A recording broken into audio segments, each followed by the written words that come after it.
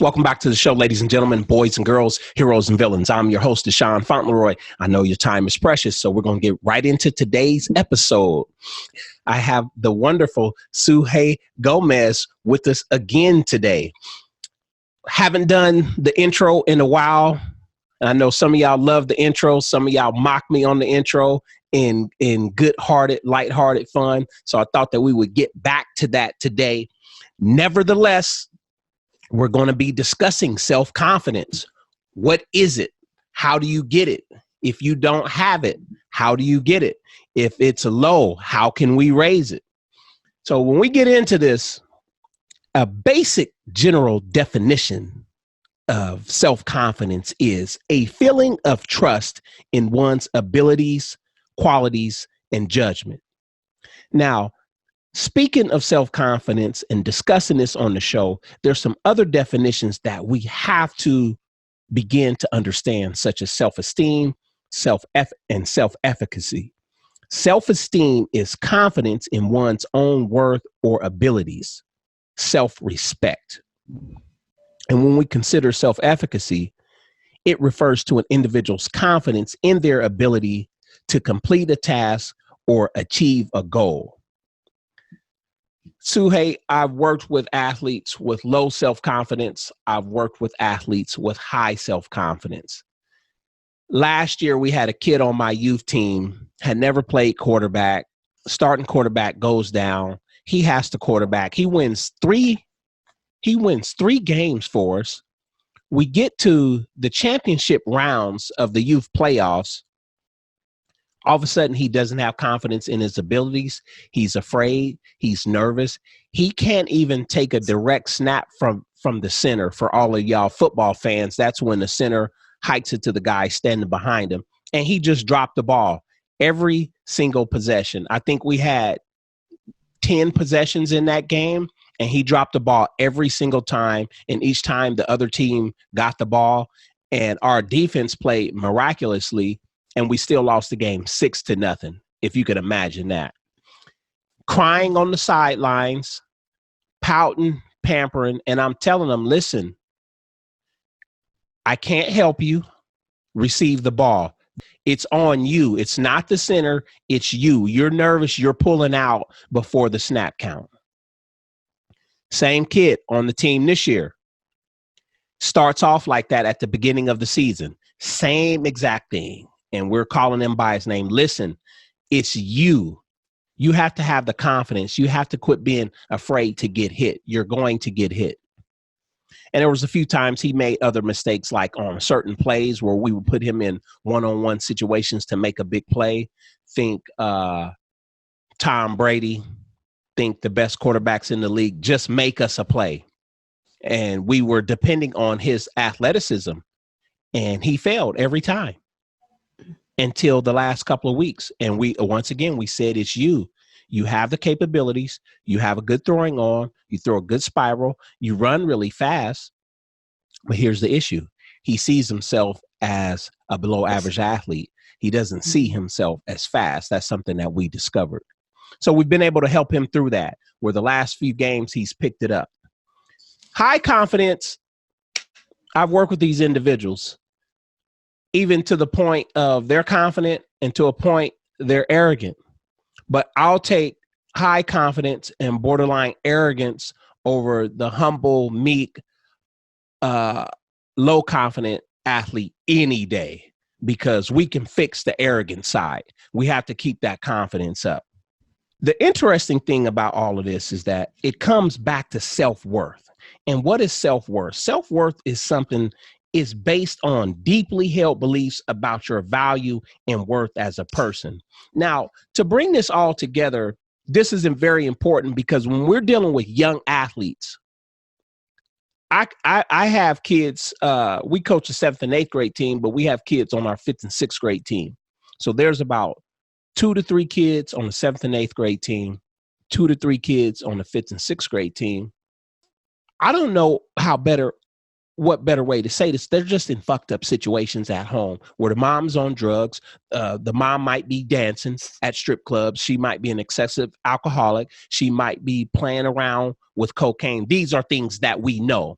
And then the child is being treated a certain way because we can see how the parents loud talk the kids when they come and pick them up for practice, or don't come and pick them up to practice on some days, and they have to walk home and it's pitch black outside. So all of those things can affect a child's confidence, a student athlete's confidence, their self-esteem, their efficacy, as far as being able to achieve a goal or execute something if they're being told that they're not shit at home. I mean, we just have to speak real about this, because these are some of the things that are being told to some kids. And for you coaches out there listening to this, this is the part where you have to learn how to be patient. You got to get out of your own head of just the sport and the X's and O's and the technical side of the game, and get to know your student athletes, get to know the children that you're encountering, because sometimes you can't kick a kid off the team. You just make a situation worse because you didn't understand what was going on with that child or that kid or student athlete at home. Now, once again, I told y'all I have the wonderful, wonderful, wonderful Suhey Gomez on with us. Suhey, what's going on with you today? Once again, I'm here with you. I'm always excited to be on here. I'm starting my day with that, and then I have schoolwork. As we know, I am definitely a full-time student. I'm also a teaching assistant, and then I also have my gym time. So after this, I am gonna hit the weights and continue with my schoolwork with some things that I have due today at 6, and then I have a call at 5 with a client. So making moves, making things happen, and really sitting with that passion that I have. Yeah, I feel like your mental health is back up to par. I remember you just moved to San Francisco, was out of the gym for 2 or 3 weeks, got the schedule now. Now you're back in the gym. You seem a little, you're always happy, but there's extra today. Yes, my routine, there is something beautiful about my routine, and knowing like the things that really keep me moving and keep me healthy. I think it was yesterday, a little side note, I went to coffee with a friend from undergrad. He was out here in Oakland. He went for a conference in downtown Oakland, and he said the same thing you said about you seem happy, you seem like peppy and so forth.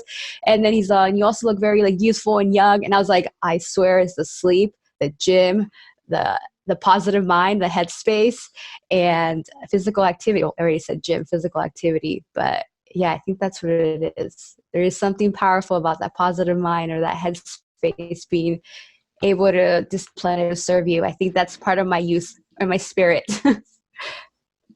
Excellent. Well, you seem high in confidence today. And speaking of self-confidence, that is the subject matter on hand. And based on some of the things that I was discussing earlier, I would like for you to touch on that between self-confidence, self-esteem, self-efficacy, and just self-worth, and where we're going in this conversation today. Yeah, absolutely. So the first thing that comes to mind, and it was like here for me, is the saying that I really connect with, and I think it's important. It talks on the basis of belief, is whether you think you can or you think you can't, you're right either way, by Henry Ford. And I feel this really touches on this whole like macro level of what we are talking about, this theme about belief. Like whether you believe you can or you can't, either way, you're correct. What is that in essence telling us, at least as I interpret it, is that what we're saying to ourselves within our inner dialogue makes a great impact on how you're going to show up in the world. And I think going back to your example or your case with the athlete, I kept thinking self-worth. What are the values and beliefs they're thinking about themselves, their worth? And as we're basing some of this info on the Brave Athlete, the book that we've been talking about, looking at their root being their self-worth. Like if that's off balance, then the rest, whether it be the self-esteem or the self-efficacy, excuse my voice, and the confidence, it's going to be off balance because the foundation isn't very rooted in like what is it or how they're feeling about themselves.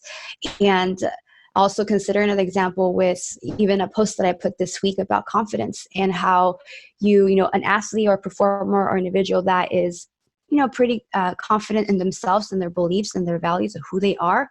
They have a certain way of walking. They have a certain way of believing in themselves. They have a way of behaving. They have a way of their demeanor. There's a way, there is a presence in them. And those are some of like the topics that came while you were speaking. And I think it's really important, like you said, for you, like you rather have that confident, maybe arrogant athlete as opposed to the one that in essence doesn't, there's not much passion, or what was I think you said, like modesty in it, that you rather have someone that you can actually like work with in a sense. So I think the confidence it's really important, and it's really important to see where the athlete is with confidence, what that means for them, what that looks like for them to be able to change, enhance, and modify to get them to the next level in their performance. Now, we were discussing this tree earlier. I wanted you to discuss the tree because I feel that this tree concept will really benefit the folks that are listening, especially the parents and the younger sports coaches. Yeah, absolutely. So if your audience hopefully maybe will buy the book, The Brave Athlete, they'll see exactly what we're talking about. It's on page 161, and it's called The Me Tree, The Me Tree. And the authors put this diagram of self-worth, self-esteem, confidence, and self-efficacy. And it's a tree. So you look at a tree with the bottom part being the roots, that's your self-worth. And that's the deeply held beliefs about your values and worth as a person. So for example, someone's saying to themselves, I'm a good person. Then you look at the trunk. So you continue to see the tree and you see the trunk. And the trunk is the self-esteem, general emotions, and about yourself and your experience in life. And that can be an example or a statement as I'm a competent person. And then you go on with the roots of the tree, which is self-confidence, beliefs about your general abilities. I'm a good athlete. And then lastly, you have self-efficacy, which is different from self-confidence. It's more the belief that you can perform a specific task at a certain level. And it's really important to see that differentiation from self-efficacy to self-confidence. The self-confidence is your general ability. And then you have self-efficacy, which is a specific task that you're looking at. And that self-efficacy is your beliefs at the top. So if you look at the tree, if you look at this diagram, you're really able to, at least in my view, able to really work through a handout and exercise with an athlete that may be struggling with their self-worth or their self-confidence in general. And being able to work through these 4 levels from the bottom, the self-worth, the self-esteem, the self-confidence, and the self-efficacy. And really what I see here is, this is, as the book states, it's looking at the self-judgment system that the individual may have. If we really look deeply, we're able to see how a person's self-judgment system, looking behind the curtains, what it looks like. If you even have 5 minutes of a conversation with someone, you start to see how eye-opening that can be, which connects back to some of our talks before about yourself, your inner talk. I mean, your self-positive talk about yourself. That all connects to, confidence and how you see yourself and how you behave in the world. So I see the takeaway, or the big point here, is that this can really help with the foundation of seeing first, where is our self-worth, which then levels up and really supports the rest of the tree. If you don't have that self-worth, or you're not sure, first of all, what it is or what it looks like for you, or you don't necessarily have the deep health beliefs about your values and worth as a person, then self-esteem, possibly, and self-confidence and self-efficacy may be off balance. Yeah, I agree with you. And I just want to reiterate to what you're saying. And when it comes to self-confidence, at the base and at the root of it all, as far as having high self-confidence or low self-confidence, it comes back to self-worth. And generally that starts at home with young folks. Yeah, I can see that. Mm-hmm. So ladies and gentlemen, if you're paying attention, you have to take this into consideration. It's going to be self-worth before self-confidence. Low confidence, probably low self-worth. High confidence, probably high self-worth. Yeah, and I think one thing that you touched on, which was a great point, and it's about at home, right? Your maybe like your support system. What does that look like? And if I consider my own experience as growing up and looking at my support system, and I would definitely give credit to my parents for allowing me to be the light that I am, because at home I did have that support and that love, and I still do. And I would say that's a big portion of who I am today. And I think again, bringing to your point, that support or that social system that you have, the importance of how much given a chance, how much that really can enhance you as an individual. Yeah. You know what? You're 100% right on that, because my folks were wonderful growing up, because I had a situation becoming a ninth grader in high school. I tested pretty good in math, and I was kind of labeled as, like, you get labeled. It probably was a race thing. It probably was an athlete thing, but they put me in this remedial math class, ninth grade. We're doing adding, subtracting, multiplying, and dividing. And I went home and I'm like, this is too easy. This was ridiculous. I shouldn't be in this class. My folks were up there in a real way at that school. And that same day, I was put into the Algebra 3-4 class where I should have started at. And I always had help at home for the math, for the English. And what that does is it definitely increases your confidence as a student. I'm not even talking about sport. Just having somebody there to help you with your homework in sixth, seventh, eighth, ninth grade, and probably the earlier years too, really helps build confidence. And it's the same, obviously, with coaching or athletics, but it definitely starts at home, and it starts with school first, as far as understanding and building your self-worth. Confidence, how do we raise it? What can you do? What needs to be done? From a sporting standpoint, I work with a lot of receivers and running backs, the offensive guys, the guys that want the glory. They think they want it, but come to find out they don't want it. They mess up. They make constant mistakes. They blame others. They make excuses. They frown. Sometimes you can have a false sense of confidence, knowing that you really don't have any confidence at all.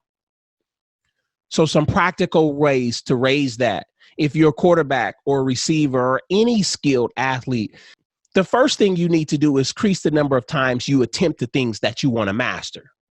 So if you're a quarterback, you need to throw more balls. If you're a receiver, you need to catch more balls. If you're a point guard, you need to take more shots. And then you need to get to a point where you practice more with intensity and having competitors during the practice so you can work through your weaknesses.